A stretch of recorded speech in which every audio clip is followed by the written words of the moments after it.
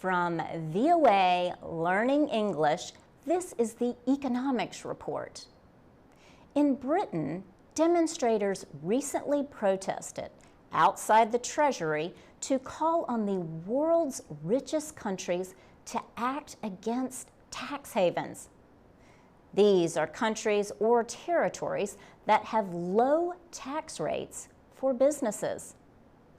Companies can place their profits in tax havens to avoid the higher tax rates of countries where they earned the income. An investigation found that tax havens cost Africa $38 billion every year in lost taxes. Former United Nations Secretary General Kofi Annan led the investigation.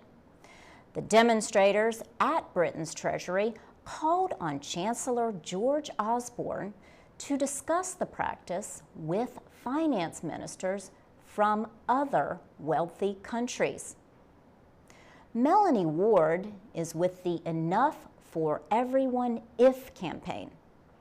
She said she believes many people in Britain and the world oppose such tax avoidance.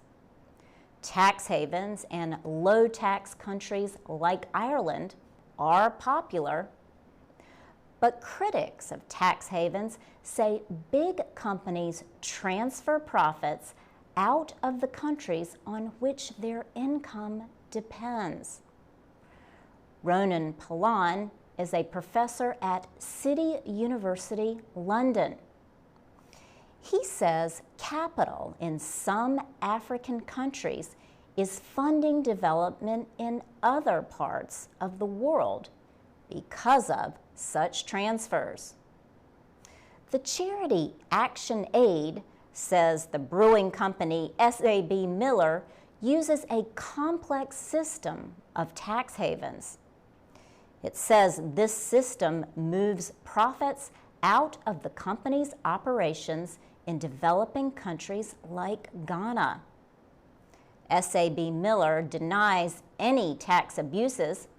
It says in 2010 it paid about $250 million in corporate taxes in India and sub-Saharan Africa.